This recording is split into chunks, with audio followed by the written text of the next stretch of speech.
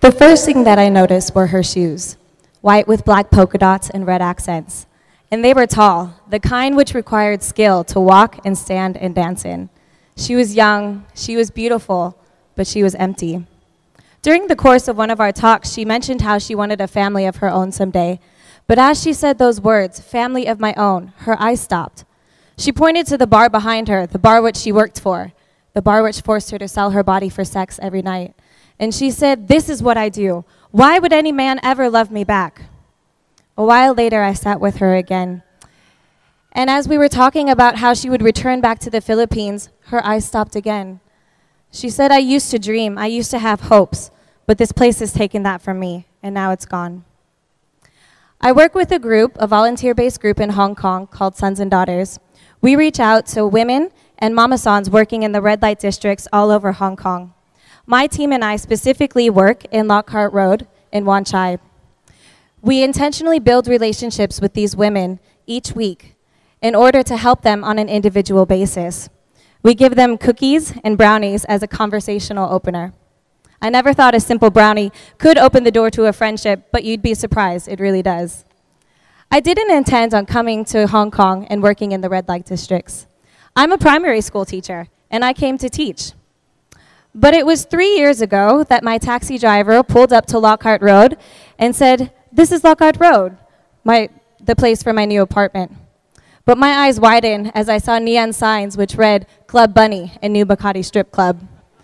I walked between those bars, above them, into my new flat, which was also above a sex shop. It was during my first year that I couldn't escape the realities around me. I saw what was happening to these girls, and I experienced 3 very distinct stages.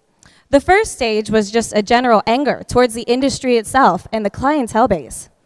But after this, I just wanted to help, which led to the third stage, which was a deep fear of believing that this American Midwestern girl could ever do anything to help a bar worker. But I would go home each day, and I would begin to smile and talk to these girls, and we would chat here and there. One day, my first friend, Nikki, said, "Bye, neighbor," to me as I was leaving. And it was in that word, neighbor, that I stopped, and I knew we were connected. But my heart would break each night as I would see what these girls would have to endure on a daily basis. One day, I saw Nikki down the street yelling to a man who was 3 times her age, saying, "Sex for free, just come inside, just come inside." I knew this was an act, because earlier I had heard Nikki say that business was quite low, and that she needed more money that month. It was interesting because in that same week, I watched a documentary on sex trafficking in Thailand. And in that film, there was another woman who said the exact same words as Nikki had just said a couple of days before. What I was watching on the screen in front of me was happening directly below me. And that's when a powerful thought hit. I know what's happening, so what am I going to do about it? I knew these women were encountering countless injustices on a daily basis. But in that moment, I knew it was a greater injustice if I did nothing about it. So that's what we do each week. We work to serve these women. We work to help them. But I want to pause here because this story is really not about me at all. The story is about the women in our city who cannot speak for themselves. So I'd like to introduce you to my friend Katie. Katie is a young Filipino worker, just 20 years old. She dreams of working someday in hotel management, but she also cares for her older siblings who are all married with children. Recently, Katie has been feeling the overwhelming financial pressure to provide for herself and also for the schooling of her nieces and nephews. One day, Katie is approached by a local agency representative who tells her of a job in Hong Kong. He says, "It's only 6 months. You'll be a waitress at a nearby bar." He tells her how much money she'll make in that 6 months, and she's shocked. This is just the break that she's needed. So she gets on a plane, is given an entertainment visa, and is flown to Hong Kong. It's there that she meets her mama-san, which is an older woman who oversees herself and the other girls like her working in that bar. Katie's given a very small dress to wear and very tall shoes, and she begins working that very night. On her first shift, she's asked to sell drinks, and she does. On her second shift, she's asked to dance, and she does. And it's at that time that a young man walks in, sees Katie, and strikes a deal with the mama-san. Confused, Katie's then put into a taxi, and it's not until the door is closed that she realizes what this job fully entails.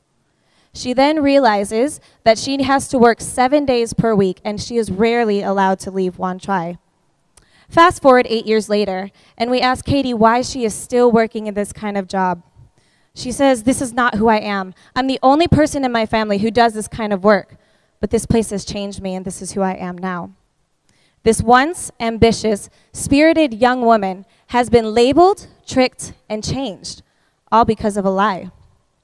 This is trafficking. This is exploitation, and this is modern-day slavery.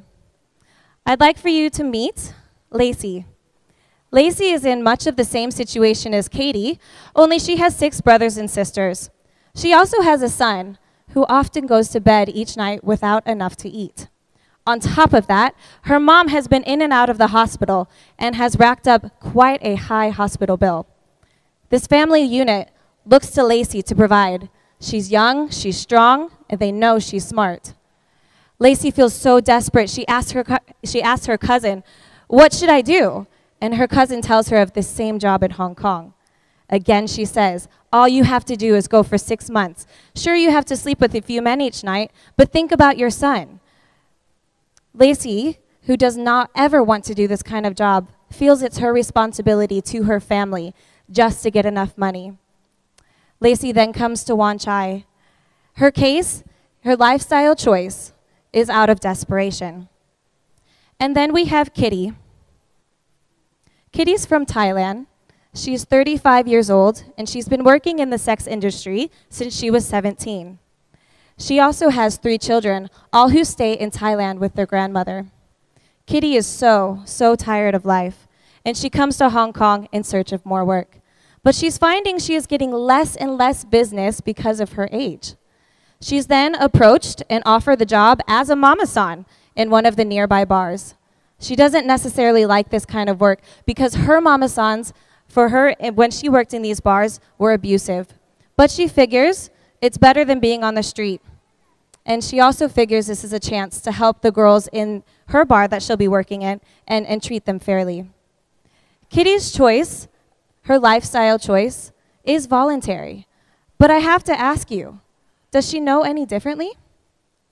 Helen Sworn of Chabdai Ministries defines human trafficking as an exploitation of vulnerability.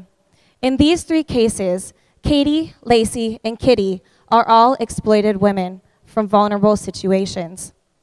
This chart here represents the 3 most common forms of prostitution: voluntary, desperation, and trafficking.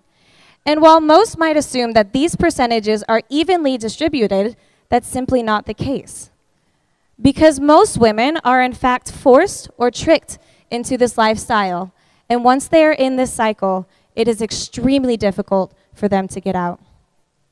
In our world today, the sale of women constitutes the 3rd largest industry in our world, not including prostitution.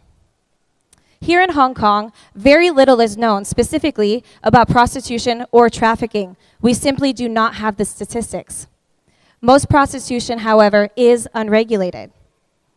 Most people assume that trafficking in Hong Kong is safely bound into regions such as Lockhart Road, but that's simply not the case, because wherever we see prostitution, there is always some form of trafficking. We have to ask ourselves, should this continue? Signs all over Hong Kong such as this can be seen on famous streets. Yet, this issue is widely ignored on legal and social levels. In 2012 and 2013, Hong Kong authorities identified only 7 traffickers each year and made very modest efforts in anti-trafficking law enforcement. If I were to ask most of you in here today, a majority of us would probably understand that there are hundreds of thousands of sex slaves in places like Thailand, Cambodia, Vietnam, Malaysia. Yet in Hong Kong, most will say trafficking is very small or does not exist. But as this signs show us, and as the stories of those 3 girls show us, that's simply not the case. At this point, there are probably several of you thinking, what does this have to do with me? Why should I care? But I ask you to think, what if this was your friend? What if it was your sister, your mother? What if it had been you born into those kinds of situations? Change happens when our awareness is increased and our perspectives are challenged. For those of you that would assume that she could just as easily walk away, consider the invisible chains of debt or threats binding her hands. Consider that her passport might actually even be taken from her. For those that would assume that she is happy because she smiles, consider that this is the greatest acting job in the whole world. For those that would assume she could just as easily tell the police, consider what that would take for an already exploited woman to confront a policeman and expose her traffickers in a system that does not support her case. You see, in our society, this is a social justice issue. And in our society of over-sexualization, which breeds a supply and demand way of thinking, we have to ask ourselves, what can we do to help? You see, we are not the same. We have different strengths, backgrounds, interests, weaknesses. We cannot all be expected to help in the same way, but we can be expected to help in some way. We can learn about this issue. We can donate to or partner with existing NGOs who are already invested in anti-trafficking efforts. We can examine our laws to see, do they protect or prevent future cases and existing cases? We can gather courage to expose the situation in Hong Kong and be realistic that it is here. At the start, I mentioned a woman with polka-dotted heels. I later learned that those heels didn't even belong to her. They belonged to the bar she was working for. Those heels represent everything she is not. She's not a prostitute. She's a woman, a human being trying to navigate through this life, just like you and me. But unlike you and me, she is a modern-day slave. I invite you today to open your eyes to those in our city who cannot speak for themselves and who are put into these dark shadows. As famous abolitionist William Wilberforce said, "You may choose to look the other way, but you can never again say that you did not know." Thank you.